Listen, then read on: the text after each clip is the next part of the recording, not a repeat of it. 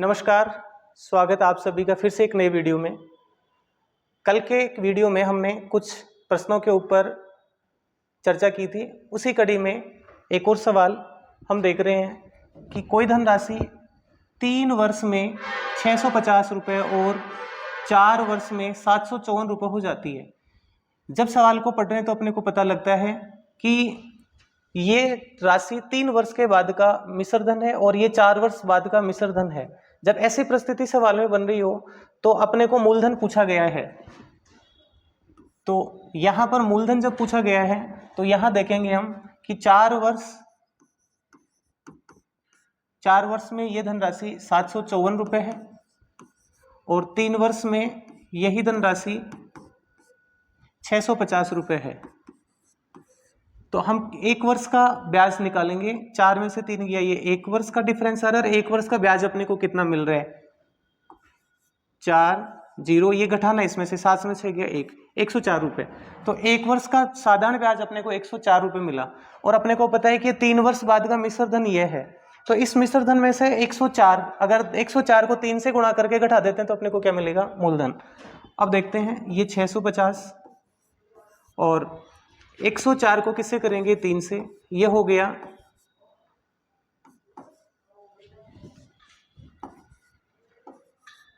312। अब इस 312 को इसमें से घटा देना है तो यहाँ 8 बनेगा और ये आपके सामने 3 और ये फिर से 3। तो जो मूलधन है वो मूलधन बनेगा 338 और ऑप्शन इस आधार पे ये ऑप्शन डी आंसर बनेगा। इसी क्रम में एक और सवाल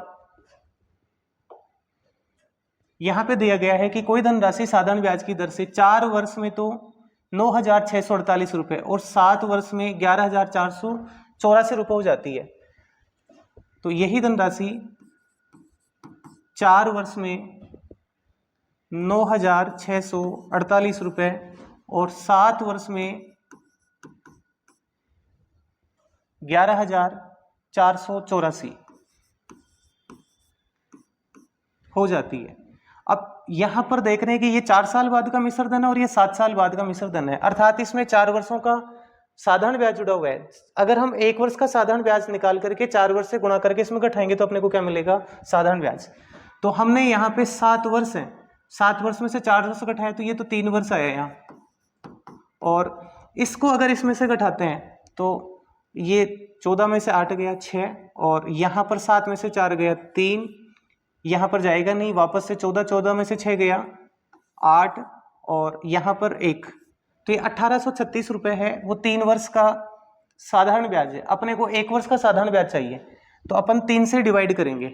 जब 3 से डिवाइड करेंगे या फिर हम ऐसा भी कर सकते हैं कि 3 वर्ष का साधारण ब्याज अपने को दिया गया है। आप देखिए जरा, ये 1836 है, वो कितने वर्ष का ब्याज है 3 का, और अपने को जब इसमें से घटाना है तो 4 वर्ष का ब्याज चाहिए तो अपन किससे गुणा कर देंगे 4 से।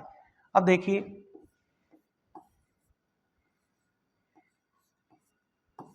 ये 612 यहां पर 3 से डिवाइड करने पे बनता है और 4 से गुणा करेंगे तो अपने पास में 4 साल का साधारण ब्याज बन जाएगा। तो 4 दूनी 8, 4 एकम 4, 6 चौक 24, ये 2448 रुपये अपने को 4 वर्ष का साधारण ब्याज आ गया। अगर 4 वर्ष का साधारण ब्याज इसमें से घटाएंगे तो अपने को मूलधन मिलेगा। तो इस आधार पे 8 में से 8 गया 0, 4 में से 4 गया 0, 6 में से 4 गया 2 और 9 में से 2 गया 7। तो अपने को 7,200 रुपये मूलधन प्राप्त होता है, जो कि ऑप्शन नंबर बी है।